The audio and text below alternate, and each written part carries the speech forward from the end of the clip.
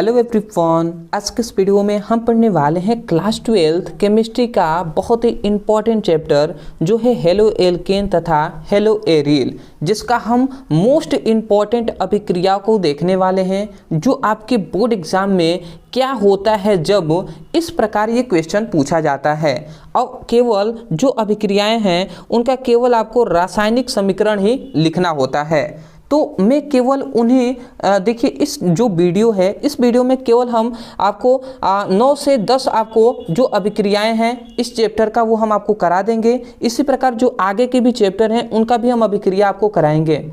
अब मैं केवल उन्हीं अभिक्रियाओं को करा रहा हूं जो आपके बोर्ड एग्जाम के लिए मोस्ट इम्पॉर्टेंट है और जो आपके बोर्ड एग्जाम में पूछे गए हैं। ठीक है, तो चलिए हम एक एक करके हम जान लेते हैं। तो देखिए यहाँ पे हमने सबसे पहला महत्वपूर्ण अभिक्रिया ले लिया है। ठीक है, आपको थोड़ा सा समझते हुए चलना है। देखिए सबसे पहला हमारा अभिक्रिया यहाँ पे है कि एथिल ब्रोमाइड को सोडियम एथॉक्साइड से क्रिया कराते हैं। मतलब यहाँ पे कहा जा रहा है कि एथिल ब्रोमाइड को सोडियम एथॉक्साइड के साथ क्रिया कराते हैं तो क्या बनता है। ठीक है, यही तो आपसे पूछा जा रहा है क्या होता है जब, मतलब ये क्वेश्चन क्या पूछा, क्या होता है जब एथिल ब्रोमाइड को सोडियम एथॉक्साइड के साथ क्रिया कराते हैं। ठीक है, तो केवल आपको क्या देना है, रासायनिक समीकरण ही आपको लिखना होता है। तो चलिए हम लिखते हैं। तो सबसे पहले हम एथिल ब्रोमाइड को ले लेंगे। तो एथिल ब्रोमाइड, सबसे पहले हम एथिल को लेते हैं। तो एथिल का सूत्र क्या होता है, C2H5।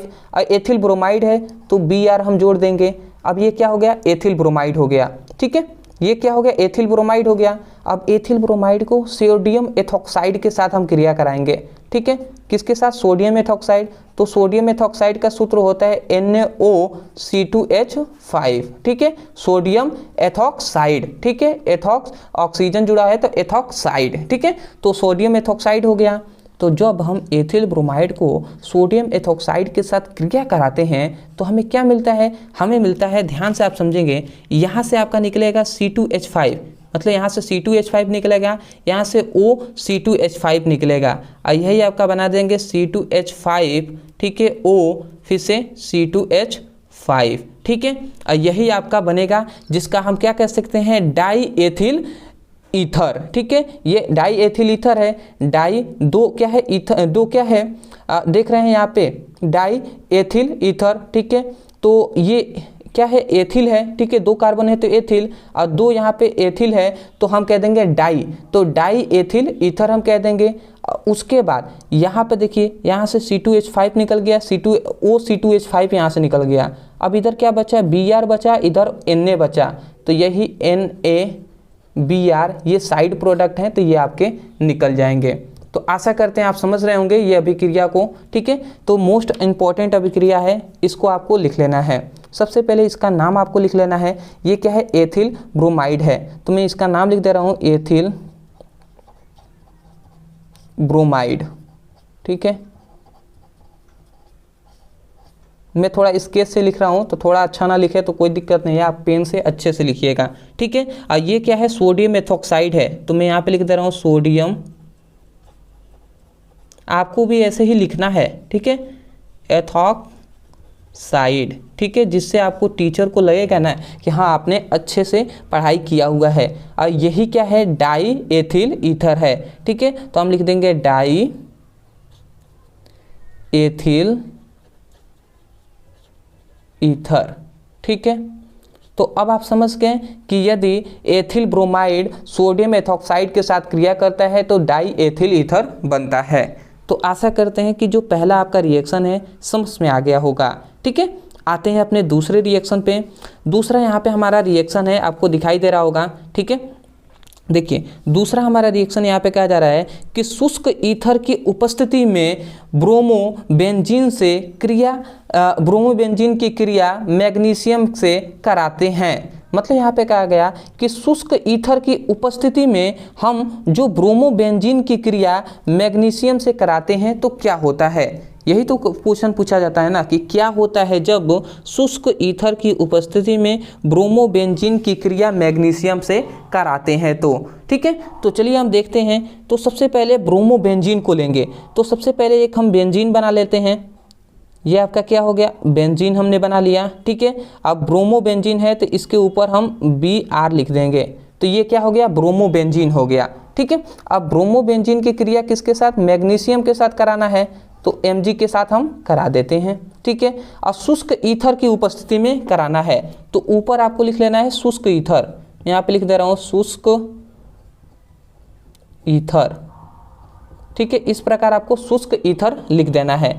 तो देखिए ब्रोमोबेंजीन से क्रिया हम मैग्नीशियम के साथ करा रहे हैं शुष्क ईथर की उपस्थिति में। तो अब ये क्या होता है, यहाँ से देखिए ये जो बेंजीन है उसी प्रकार ये बेंजीन बन जाएगा। सबसे पहले हम बेंजीन बना ले रहे हैं और उसके बाद ये मैग्नीशियम जो है ना ये जाकर Br के जगह पर जुड़ जाएगा, तो ये क्या बनाएगा, MgBr बना देंगे। ठीक है, तो ये आपका प्रोडक्ट बनता है। जब क्या होता है, जो ब्रोमोबेंजीन है ये मैग्नीशियम के साथ शुष्क ईथर की उपस्थिति में क्रिया करता है तो ये आपका फिनाइल, ठीक है, मैग्नीशियम ब्रोमाइड बनाता है, फिनाइल मैग्नीशियम ब्रोमाइड बनाता है। ठीक है, तो इन सभी को आपको नाम भी लिख लेना है, मैं लिख दे रहा हूँ। इसका नाम क्या है, ब्रोमोबेंजीन है। ठीक है, नाम याद रखेंगे, ब्रोमोबेंजीन।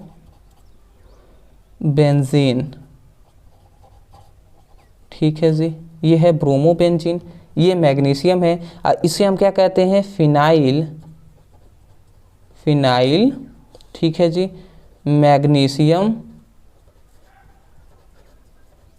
फिनाइल मैग्नीशियम और ब्रोमाइड। ठीक है, तो हम नीचे लिखते हैं ब्रोमाइड। ठीक है, तो आप समझ गए होंगे ये क्या है, फिनाइल मैग्नीशियम ब्रोमाइड। तो ये आप समझ गए कि जब ब्रोमोबेंजीन है वो मैग्नीशियम से क्रिया करता है तो क्या बनता है। आशा करते हैं आप समझ गए होंगे। तो इसी प्रकार आपको सिंपल में एक एक अभिक्रियाओं को समझते जाना है और अपने कॉपी पेन में लिखते हुए चलना है, क्योंकि ये सभी अभिक्रियाएं मोस्ट इम्पॉर्टेंट है। और इस चैप्टर का तो हम करा ही रहे हैं, आगे के जो चैप्टर हैं वो भी हम कराते रहेंगे। ठीक है, तो इसके लिए आप चैनल से जुड़ जाइएगा, चैनल को सब्सक्राइब कर लीजिएगा, क्योंकि आगे भी जो हम कंटेंट आपको प्रोवाइड कराएंगे वो सबसे पहले आपके पास पहुँचेगा। ठीक है, तो आगे के और भी अभिक्रियाओं को हम देख लेते हैं। तो ये हमारा देखिए, अब हमारा ये तीसरा अभिक्रिया है। ठीक है, आपको दिखाई दे रहा होगा, यहाँ पे कहा गया कि एथिल क्लोराइड को, ठीक है, एथिल क्लोराइड को क्या करते हैं, KOH के साथ मतलब पोटेशियम हाइड्रोक्साइड के साथ गर्म करते हैं। मतलब क्या होता है, जब क्या किया जाता है, जब एथिल क्लोराइड को, ठीक है, एथिल क्लोराइड को जलीय KOH के साथ गर्म करते हैं। तो चलिए हम देख लेते हैं कि क्या होता है। तो सबसे पहले तो हम एथिल क्लोराइड को लिखेंगे। तो एथिल क्लोराइड का सूत्र क्या होता है, यहीं पे मैं बता दे रहा हूँ। देखिए एथिल क्लोराइड, तो एथिल का C2H5 होता है और क्लोराइड है तो Cl हम जोड़ देंगे, तो ये हो गया एथिल क्लोराइड। अब इसका हम पोटेशियम हाइड्रोक्साइड का जलीय विलयन ले रहे हैं जो है KOH। ठीक है, इसके साथ हम क्या करेंगे, गर्म करेंगे। ठीक है, तो ये गर्म करने का चिन्ह लग गया। ठीक है, तो अब जब हम गर्म करते हैं ना तो यहाँ से C2H5 निकलता है और इधर से OH निकलता है और ये बना लेते हैं C2H5OH। और यहाँ पे बचा जो K बचा और यहाँ पे बचा Cl, ये बाहर निकल जाते हैं तो KCl निकल जाते हैं। ठीक है, तो अब आप समझ गए होंगे ये तो एल्कोहल है। तो ये कौन सा एल्कोहल है, 2 कार्बन है तो एथिल एल्कोहल बनता है। ठीक है, मतलब जब एथिल क्लोराइड को जलीय पोटेशियम हाइड्रोक्साइड के साथ गर्म करते हैं तो एथिल एल्कोहल बनता है। ठीक है, तो नाम में लिख दूं, चलिए नाम लिख देते हैं। इसको आप क्या लिखेंगे, एथिल क्लोराइड, एथिल क्लोराइड। ठीक है जी, ये पोटेशियम हाइड्रोक्साइड है और ये क्या है, एथिल एल्कोहल है। तो एथिल, 2 कार्बन है तो एथिल एल्कोहल। इन सभी अभिक्रियाओं को आपको लिखते हुए चलना है और याद करना है। इसको रट्टा मार कर ही याद करना है और इसको 2 तरीके से आप याद कर सकते हैं। इसका कोई भी ट्रिक नहीं होता है दोस्त, मैं आपको अभी कह दे रहा हूँ, इसका कोई ट्रिक नहीं है। आप इसको रट्टा मार कर याद कीजिए या इसको बार बार आप प्रैक्टिस करेंगे तो आपको याद हो सकता है। तो प्रैक्टिस आप करिए, और भी बेहतर बात है, प्रैक्टिस आप करेंगे तो आपका याद भी होता जाएगा और प्रैक्टिस भी होता जाएगा। तो कभी भी आप अभिक्रिया करेंगे, कोई भी रिएक्शन करेंगे तो आप जो क्या होता है, अंदर जो डर होता है वो डर भी आपका भगेगा। ठीक है, समझ गए हैं। तो आगे हम बढ़ते हैं। ठीक है, आगे हमारा एक और अभिक्रिया है जो है चौथा अभिक्रिया, और भी हम बहुत सारी अभिक्रियाओं को देखेंगे। पहले ये चौथा अभिक्रिया है जो आपको दिखाई दे रहा है, इसको हम देख लेते हैं। तो कह रहा है यहाँ पे कि क्लोरोबेंजीन की क्रिया क्षार से कराते हैं। तो मतलब यहाँ पे कहा गया कि क्लोरोबेंजीन की क्रिया यदि हम क्षार से कराते हैं तो हमें क्या मिलता है। तो चलिए हम देखते हैं। तो सबसे पहले यहाँ पे हम क्लोरोबेंजीन को ले लेते हैं, ठीक है। तो क्लोरोबेंजीन, तो सबसे पहले तो हम एक बेंजीन बनाएंगे, ठीक है। तो चलिए हम बेंजीन बना लेते हैं। तो ये एक हम बेंजीन बना ले रहे हैं, समझ रहे हैं, ये एक हमने बेंजीन बना लिया। एक क्लोरोबेंजीन है तो इसके ऊपर हम Cl जोड़ देंगे तो क्लोरोबेंजीन हो गया, ठीक है। अब हम क्या करेंगे, क्षार के साथ कराना है। तो क्षार आप ले लेते हैं, हम ले लेते हैं यहाँ पे NaOH को ले लेते हैं। ये एक क्षार है, ठीक है, सोडियम हाइड्रोक्साइड। और इसको याद रखेंगे, यहाँ पर एक आपको बताया गया है कि 623 केल्विन ताप होना चाहिए और 300 ATM दाब होना चाहिए, ठीक है। तो ये भी हम देख लेते हैं। तो यहाँ पर हम क्या लिखेंगे, यहाँ पे हम लिखेंगे 600 केल्विन ताप, 623 केल्विन ताप होना चाहिए और 300 ATM दाब होना चाहिए, ठीक है।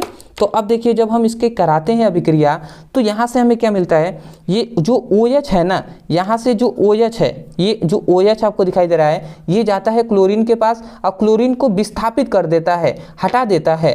तो मतलब इधर क्या बनता है, इधर बनता है, फिर से ये हम बेंजीन बना लेंगे, ठीक है। और यहाँ पे OH जुड़ जाता है, ठीक है। और यहाँ से जो Cl आया वो Na के साथ क्रिया करके NaCl बना लेता है। तो आशा करते हैं आप समझ गए होंगे।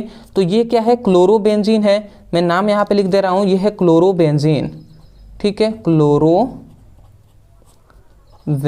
है, ठीक है। और ये क्षार के साथ मतलब सोडियम हाइड्रोक्साइड के साथ क्रिया करता है। तो ये क्या बनाया, एल्कोहल बनाया, ठीक है। ये क्या बनाया, सॉरी एल्कोहल नहीं, फिनॉल, ठीक है, फिनॉल, ठीक है, क्योंकि बेंजीन के साथ OH जुड़ता है तो वो फिनॉल हो जाता है, ठीक है। अतर जो C2H5 के साथ या CH3 के साथ, ठीक है, उसके साथ जुड़ेगा तो वो एल्कोहल बनेगा, ठीक है। ये आप समझ गए। ये क्या है, NaCl मतलब सोडियम क्लोराइड है। तो ये आपका बनता है कि जब क्लोरोबेंजीन क्षार के साथ क्रिया करता है तो फिनॉल का निर्माण होता है। तो आशा करते हैं कि ये जो रिएक्शन है आप समझ गए होंगे। तो आप इसका भी स्क्रीनशॉट ले लीजिए। आगे की जो अभिक्रियाएं हैं उनको भी हम देख लेते हैं। तो अब आते हैं हम अपने 5वें इंपॉर्टेंट रिएक्शन पर। यहाँ पे जो रिएक्शन है ये बहुत ही इंपॉर्टेंट है। देखिए, आपसे कहा जा रहा है कि ध्यान से समझिएगा। यहाँ पे पूछा गया क्या होता है जब क्लोरोफॉर्म एसीटोन से क्रिया करता है। तो मतलब क्या होता है जब क्लोरोफॉर्म जो है वो एसीटोन के साथ क्रिया करता है। तो ये आपके लिए भी आई है, इसको आप तैयार रखेंगे। और ये बहुत ही कम स्टूडेंटों को समझ में आता है, तो थोड़ा सा यहाँ पर ध्यान से आप समझिएगा, ठीक है। तो सबसे पहले तो क्लोरोफॉर्म है वो एसीटोन से क्रिया करेगा। तो एसीटोन का आपको सूत्र पता होना चाहिए। आपको पता होगा एसीटोन का सूत्र होता है CH3COCH3, ठीक है। तो ये हो गया एसीटोन का सूत्र, ठीक है। तो एसीटोन हमने ले लिया। उसके बाद ये क्या करेगा, क्लोरोफॉर्म से क्रिया कराएगा। अब क्लोरोफॉर्म का तो सूत्र आपको पता होगा, CHCl3, ठीक है। अभी हमने जस्ट आपको क्लोरोफॉर्म आपको पढ़ाया भी है टॉपिक, तो आशा करते हैं आप समझ रहे होंगे। तो देखिए, सबसे पहली बात तो एक मैं बात अभी बता दे रहा हूँ कि रिएक्शन तभी आप कर पाएंगे जब आपको सूत्र पता होगा, ठीक है। जैसे मान लेते हैं ये रिएक्शन ही कह दिया जाए और क्लोरोफॉर्म का सूत्र ना ही पता है, एसीटोन का सूत्र आपको ना पता हो, तो आप कैसे कर पाएंगे, थोड़ा आप ही सोचिए। तो इसके लिए ज़रूरी ये है कि आपको सूत्र पता होना, सूत्र आप तैयार रखेंगे। दूसरी बात मैं ये कहूँगा कि देखिए, प्रैक्टिस आप करेंगे ना तो सूत्र भी आपको याद हो जाएगा। तो प्रैक्टिस बार बार इसको कीजिएगा, नोट्स में लिख लीजिए, अभी आप प्रैक्टिस कीजिएगा। अब देखिए, जब इसकी हम क्रिया कराते हैं, मतलब एसीटोन का क्लोरोफॉर्म के साथ जब क्रिया कराते हैं, तो यहाँ से देखिएगा, यहाँ से आपका जो है कार्बन, ये जो कार्बन है, ये कार्बन है, यहाँ पे आ गया। और उसके बाद यहाँ से जो CH3 है, ठीक है, और यहाँ पे एक जो CH3 है, ये CH3 यहाँ पे दोनों जुड़ जाते हैं, मतलब CH3 और फिर से यहाँ पर CH3, ये दोनों जुड़ गए। और उसके बाद आपको थोड़ा सा समझना है, यहाँ पे जो आपको ऑक्सीजन यहाँ पे दिखाई दे रहा है, ठीक है, और यहाँ पे जो हाइड्रोजन दिखाई दे रहा है, ये ऑक्सीजन और हाइड्रोजन यहाँ पे जुड़ जाते हैं OH के साथ, ठीक है। और उसके बाद आपका केवल क्या बचा, यहाँ पे बचा एक C बचा, यहाँ पे एक C बचा आपका, और यहाँ पे Cl बचा। तो वो CCl3 आ गया। समझ रहे हैं आप? देखिए एक बार और मैं बता दे रहा हूँ ये रिएक्शन कैसे हुआ है। तो ये है एसीटोन और ये क्या है, क्लोरोफॉर्म है। ये क्रिया कैसे कर रहे हैं, तो सबसे पहले CH3 यहाँ से ये निकला है और ये CH3, ये दोनों CH3 यहाँ पर आ गए हैं। ठीक है, समझ गए इतनी बात। उसके बाद यहाँ पे ये दो CH3 आ गए हैं। उसके बाद आपका आया कि जो ऑक्सीजन है और यहाँ पे जो कार्बन है, ये ऑक्सीजन कार्बन यहाँ पर आ गए। यहाँ से ऑक्सीजन और यहाँ से जो हाइड्रोजन, ये ऑक्सीजन हाइड्रोजन निकल के यहाँ पे आ गए हैं। उसके बाद यहाँ पे जो कार्बन ये बचा है, ये कार्बन और यहाँ पे Cl बचा है, वही कार्बन यहाँ पर आ गया है। समझ पा रहे हैं? तो ये है आपकी अभिक्रिया। अब मैं नाम लिख दे रहा हूँ। तो सबसे पहले इनका नाम तो आपको पता होगा, एसीटोन है। ठीक है, नाम आप बिल्कुल लिखेंगे। ठीक है, भले ही क्वेश्चन में दिया गया है फिर भी आप लिखेंगे। ये है क्लोरोफॉर्म। इसका नाम आप क्या कहेंगे, आप कहेंगे क्लोरीटोन। क्या है, क्लोरीटोन आप इसको कहेंगे। इसका नाम क्या है, क्लोरीटोन। ठीक है, ये क्या है, क्लोरीटोन है। इसको आपको याद रखना है। और क्लोरीटोन किसके कार्य में आता है, तो क्लोरीटोन जो है ना वो औषधि के रूप में उपयोग इसका होता है। ठीक है, और क्लोरोफॉर्म का इसका उपयोग कहाँ होता है, मतलब मान लेते हैं बेहोश किसी को करना है, ठीक है, तो क्लोरोफॉर्म का यूज़ किया जाता है। ठीक है, जैसे चोरी वोरी कहीं हो रही है तो जो चोर होते हैं वो इसी को जो क्या होता है, क्लोरोफॉर्म को ही सूंघा देते हैं, जिसके वजह से क्या होते हैं, कोई भी बेहोश हो जाते हैं। ठीक है, समझ रहे हैं? तो इस अभिक्रिया को बिल्कुल आपको तैयार कर लेना है। आते हैं अगले अपने रिएक्शन पे। देखिए अगला हमारे यहाँ पे रिएक्शन है जो आशा करते हैं आपको दिखाई दे रहा होगा। ठीक है, ये भी आप समझ जाइए। यहाँ पे कहा गया कि क्लोरल, ठीक है, क्लोरल को कास्टिक सोडा के साथ गर्म करते हैं। तो क्लोरल को हम क्या करते हैं, कास्टिक सोडा के साथ गर्म करते हैं तो क्या मिलता है, तो इसको भी हम समझ लेते हैं। तो सबसे पहले तो आपको याद रखना है ये नाम क्लोरल। ठीक है, और इसको हम किसके साथ करना है, कास्टिक सोडा के साथ गर्म करना है। तो चलिए समझते हैं। सबसे पहला तो आपको ये काम है कि क्लोरल का सूत्र लिखना। क्लोरल का सूत्र आपको याद कर लेना है, CCl3CHO होता है, ये क्लोरल का सूत्र है। ठीक है, उसके बाद हमें क्या करना है, कास्टिक सोडा के साथ गर्म करना है। कास्टिक सोडा मतलब NaOH, ये तो है कास्टिक सोडा या सोडियम हाइड्रोक्साइड भी हम कहते हैं। तो ये होगा क्लोरल और ये कास्टिक सोडा के साथ हम क्या करेंगे, गर्म करेंगे। तो ये हम गर्म कर रहे हैं तो गर्म के लिए तीर का आप चिन्ह दर्शा देंगे। ठीक है, उसके बाद आपका क्या बनेगा, यहाँ पे आप समझिएगा।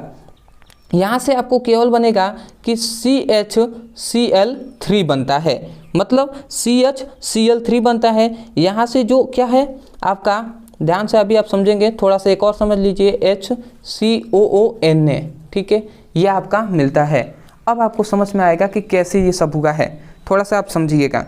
यहाँ से सबसे पहली बात कि ये जो CHCl3 है, तो देखिए ये अभिक्रिया भी हार्ड है। ठीक है, समझिएगा, ये CH3 है तो ये CH3 है, यहाँ पे CH3 आ गया है। उसके बाद यहाँ से जो कार्बन है, ठीक है, और यहाँ से जो हाइड्रोजन है, ये कार्बन एक निकला, यहाँ से हाइड्रोजन निकला और वही कार्बन और हाइड्रोजन यहाँ पर जुड़ गए हैं। ठीक है, तो यहाँ पे और आपका क्या बचा है, एक ये कार्बन बचा है, एक O यहाँ पे बचा है। ठीक है, यही ना, कार्बन और O बचा है। ठीक है, और यहाँ पे देखिए, यहाँ पर एक O यहाँ पे है, तो यहाँ पे कार्बन और O, तो ये कार्बन और डबल O हो गया। ठीक है, और NaOH है। ठीक है, आप समझ पा रहे हैं? देखिए यहाँ से जो कार्बन है, ठीक है, आपको मैं साइड में बता दे रहा हूँ। देखिए सबसे पहली बात CH3 है, ठीक है, और उसके बाद C और H निकले हैं, मतलब C निकला है, H निकला है तो CH हो गया, और CH3 है तो CH3 निकल गया। उसके बाद यहाँ पे जो क्या है, यहाँ पे C एक बचा है, एक O बचा है, तो CO हो गया। फिर से यहाँ पे एक O है तो ये बच गया है,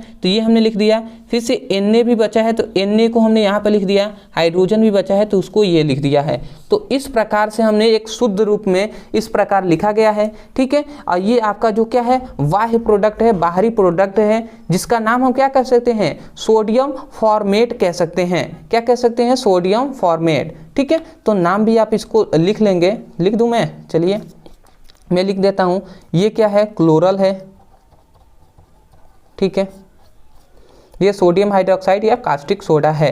ठीक है, और ये क्या है आपका, अब इतना तो याद ही होगा, अभी ना हमने बताया भाई क्लोरोफॉर्म है। ठीक है, तो मैं इस कलर से लिख दे रहा हूँ। ठीक है, ये है क्लोरोफॉर्म।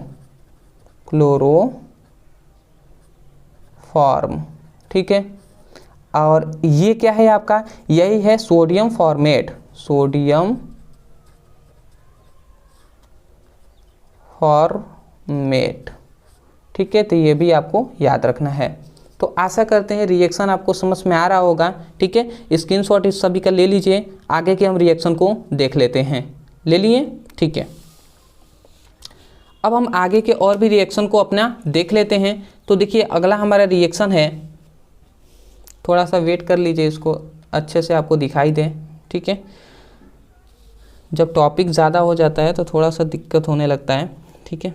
चलिए, मैं रिएक्शन नहीं चाहता कि 2 वीडियो इस चैप्टर का बनाया जाए रिएक्शन पे, ठीक है। एक ही में आप समझ जाइए। आपको दिखाई दे रहा है, यहाँ पे कहा जा रहा है कि मेथिल आयोडाइड, ठीक है, मेथिल आयोडाइड की क्रिया, ठीक है, किसके साथ, पोटेशियम साइनाइड विलयन से कराते हैं। तो अब क्या बनता है, मेथिल जो आयोडाइड है उसकी क्रिया हम पोटेशियम साइनाइड से कराते हैं। तो चलिए हम समझ लेते हैं, बहुत ही सिंपल सा अभिक्रिया है, कोई ज़्यादा हार्ड नहीं है। सबसे पहले मेथिल आयोडाइड को हम ले लेंगे। तो मेथिल है ना, तो मेथिल के लिए CH3 लिख देंगे, आयोडाइड का मतलब आई, तो CH3I हो गया। तो ये क्या हो गया, मेथिल आयोडाइड का फॉर्मूला हो गया, ठीक है। उसके बाद कहा क्या जा रहा है कि KCN के साथ क्रिया कराना है। तो KCN हमने लिख दिया, और इसके साथ मतलब पोटेशियम साइनाइड के साथ क्रिया कराते हैं। तो देखिए क्या होता है, यहाँ से आपका, अब थोड़ा सा समझ जाइए, यहाँ से जो CH3 है और वो CN के साथ क्रिया कर लेता है। तो ये क्या बनाता है, CH3CN बना लेते हैं। और उसके बाद यहाँ से क्या बचा, K बचा और I बचा, यहाँ से KI निकल जाते हैं, ठीक है। तो यही आपका रिएक्शन है कि जब मेथिल आयोडाइड की क्रिया पोटेशियम साइनाइड के विलयन से होता है तो क्या बनता है, हमें मेथिल साइनाइड प्राप्त होता है। एक कार्बन है तो मेथिल, और साइनाइड है तो मेथिल साइनाइड कहेंगे। तो मैं लिखते रहा हूँ मेथिल साइनाइड,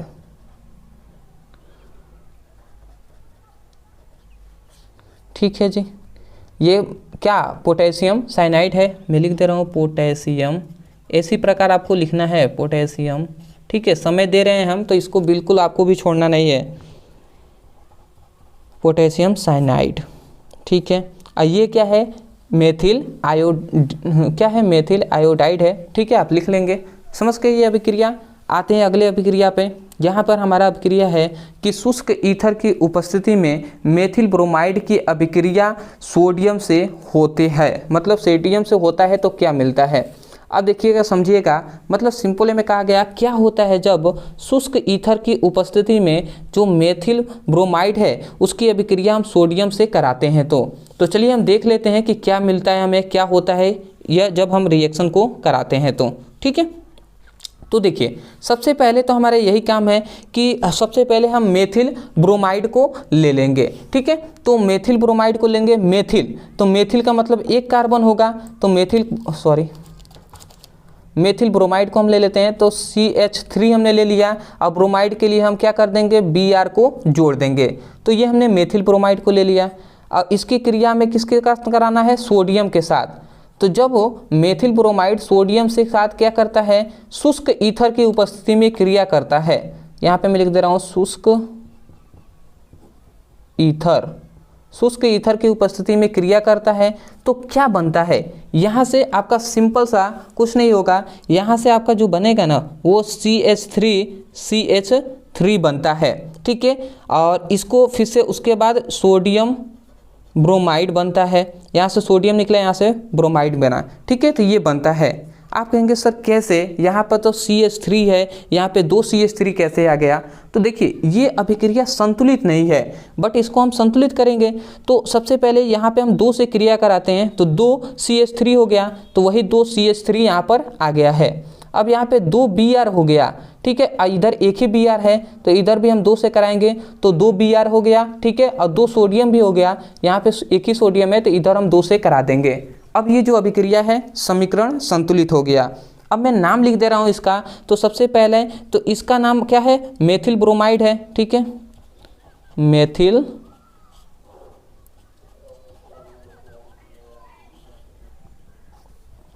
मेथिल ब्रोमाइड, ये है सोडियम,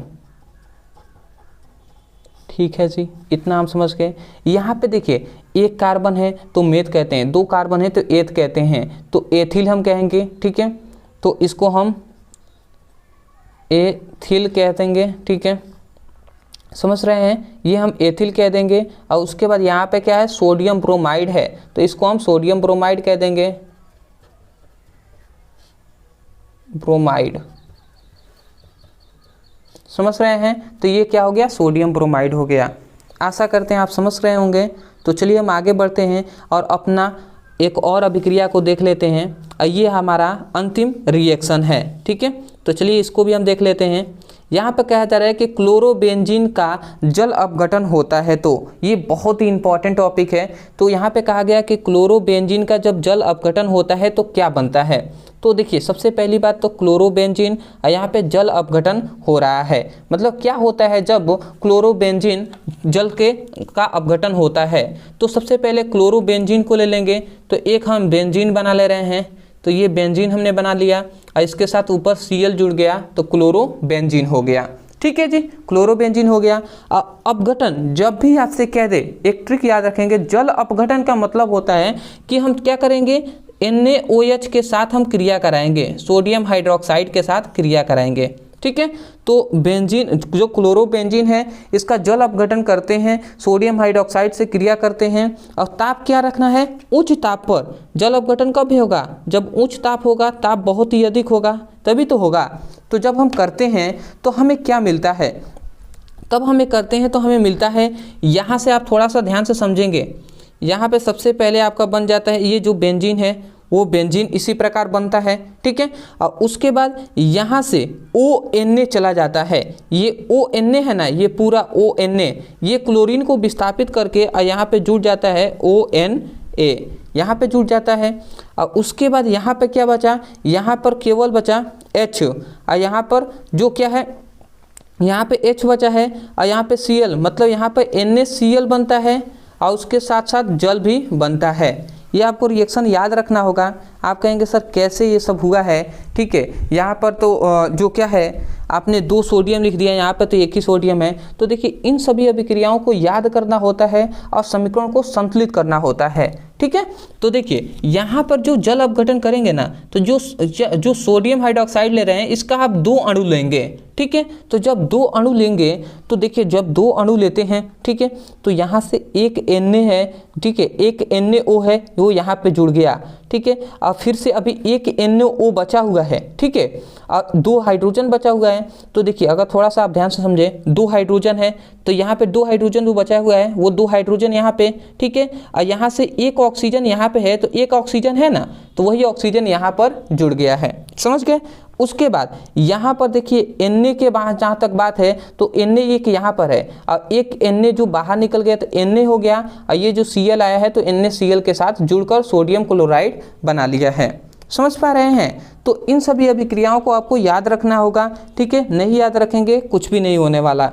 इसी को चाहे तो आप इस प्रकार भी लिख सकते हैं, जैसे ये जो है ना क्लोरोबेंजीन, आप इसको चाहें तो C6H5Cl भी लिख सकते हैं। और इसको हम जब जल अपघटन कराएंगे तो 2 मात्रा में सोडियम हाइड्रोक्साइड को ले लेंगे, उच्च ताप हम कर देंगे। ठीक है, तो यहाँ से हमें क्या मिलेगा, यहाँ से हमें सिंपल में मिल जाएगा, यहाँ से C2H5 निकलेगा तो C6H5 और यहाँ से जो ONA है, ठीक है, तो ONA निकल जाएंगे। ठीक है, और उसके बाद जब ONA यहाँ से निकल गया, ठीक है, तो यहाँ पर केवल क्या बचा, यहाँ पर ध्यान से समझेंगे, यहाँ पे Cl बचा और ONA निकला है, फिर भी यहाँ पे एक बस NaO बचा है और 2 हाइड्रोजन यहाँ पे बचा है। ठीक है, तो आप समझिएगा एक Na और यहाँ पे Cl जो बना तो वो NaCl बना लेंगे। तो यहाँ पे मैं लिख दे रहा हूँ NaCl, और उसके बाद यहाँ पर एक O बचा और यहाँ पर भी देखिए एक O यहाँ पे बचा है और यहाँ पे 2 हाइड्रोजन अभी भी है। ठीक है, तो ये आपका मिलकर H2O बना लिए हैं। समझ पा रहे हैं। तो ये आपका रिएक्शन है। आशा करता हूँ कि आपको समझ में आ गया होगा। नाम की बात है कि भैया इसका नाम क्या है, तो मैं बता दूं, इसे आप क्या कहेंगे, इसे आप कह देंगे, देखिए यहाँ पे सोडियम आप कह देंगे ऑक्साइड है ना, ऑक्सीजन है तो सोडियम फिनॉक्साइड आप इसको कह सकते हैं। ठीक है, तो आप क्या कहेंगे, सोडियम फिनॉक्साइड। अब इन छोटे का तो मालूम है ना, NaCl सोडियम क्लोराइड ये जल है, ठीक है, ये सोडियम हाइड्रोक्साइड है, और ये क्या है, क्लोरोबेंजीन है, ठीक है। तो आप समझ गए होंगे। तो आशा करते हैं दोस्तों कि जो हमने आपको रिएक्शन ये सभी कुछ बताया है, ये आप सब कुछ समझ गए होंगे। तो देखिए मैं यही कहूँगा कि इन सभी अभिक्रियाओं का आपको नोट्स मिल जाएगा टेलीग्राम चैनल पे। टेलीग्राम चैनल पर सिंपल वे में कुछ नहीं, आप ब्रदर और सर हमारे चैनल का जो नाम लिखेंगे तो आपको मिल जाएगा। तो वहाँ से इन सभी का टेलीग्राम पे मिल जाएगा PDF, वहाँ पे फ्री में मिलेगा, तो आप ले लीजिएगा। दूसरी बात कि देखिए चैनल पे नए हो तो चैनल को सब्सक्राइब कर दीजिएगा, क्योंकि आगे भी जो ऐसे ही कंटेंट हम आपके लिए प्रोवाइड कराएंगे तो नोटिफिकेशन पहुंचेगा, ठीक है। सब्सक्राइब कर लेंगे तो आपका ही फ़ायदा है, क्योंकि बोर्ड एग्ज़ाम नज़दीक है, जो भी कंटेंट आपके लिए कराया जाएगा वो मोस्ट इंपॉर्टेंट है। तो चलिए दोस्तों आज के लिए इतना है। दूसरी बात यह है, डिस्क्रिप्शन बॉक्स में हमने जो क्लास 12th का जो भी इम्पॉर्टेंट है फिजिक्स का और केमिस्ट्री का नोट्स, वो सब हम आपको दे देंगे, नोट नहीं वीडियो, ठीक है, मोस्ट इंपॉर्टेंट वाले, तो उसको आप ले लीजिएगा और वहाँ से आप लिंक पे क्लिक करके आप पढ़ाई कीजिए। तो चलिए दोस्तों आज के लिए इतना है, मिलते हैं नए टॉपिक के साथ, तब तक के लिए धन्यवाद।